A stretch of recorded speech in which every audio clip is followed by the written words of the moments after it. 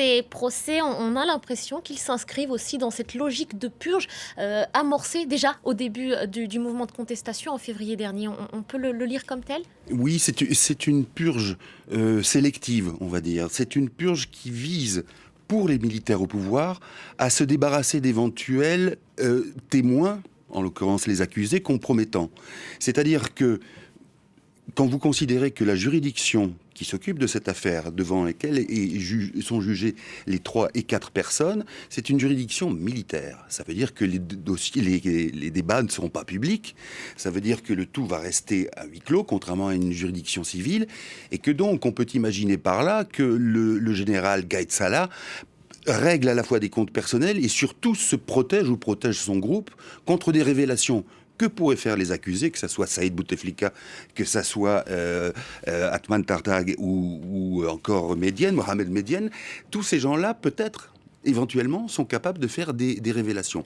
J'en veux pour preuve la 4e personne qui est accusée, Louisa Hanoun, qui est secrétaire générale du Parti des Travailleurs, un parti laïque de gauche depuis longtemps. Il est très étonnant qu'elle soit dans le groupe, si ce n'est que on peut considérer que pour Gaïd Salah, c'est une personne respectée, notamment à gauche, éventuellement aussi du mouvement populaire, mais qui est quasiment insoupçonnable de faits de corruption ou même de faits de complot, puisque le chef d'accusation, c'est cela. Donc il y a des arrière-plans, il y a celui qui est immédiat, c'est-à-dire que réfléchissons à la prise de décision de Gaïd Salah lorsqu'il prend le pouvoir, c'est aussi finalement pour, d'une certaine manière, couper l'élément pourri de la branche pour pas que lui et ses séides, j'allais dire, et son entourage soient également inquiétés par ce mouvement qui prend ses racines dans le début février 2019.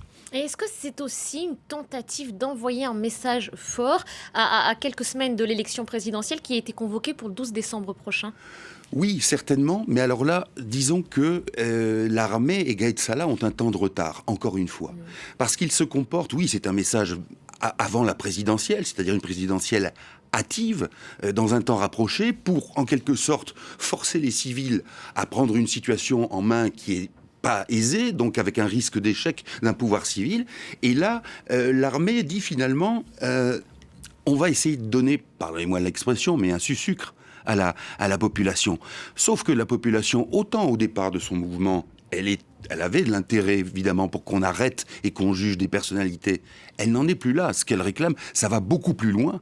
Et c'est pour ça que l'armée a un temps de retard, parce que la population, entre-temps, est d'avis qu'il faut changer le système, y compris ceux qui l'occupent aujourd'hui, et qu'en plus de ça, le chef d'accusation complot contre l'armée, c'est grave, mais ce qui intéresse le plus les manifestants, c'est qu'on juge aujourd'hui des gens pour corruption, pour détournement d'argent, pour fraude fiscale, et là il y a un océan, on va dire, avec non seulement l'ex-président Bouteflika, mais tout son entourage. C'est une affaire qui a duré 20 ans au moins, c'est-à-dire tout le règne de Bouteflika, où finalement, vous vous souvenez, on avait toujours pour coutume d'essayer de distinguer des perspectives politiques et des positions politiques différentes au sein du pouvoir. En réalité, c'était des perspectives d'intérêt personnel qui étaient différentes, pas des idéologies, pas des prises de position différentes. Merci beaucoup Gauthier, merci pour cette analyse.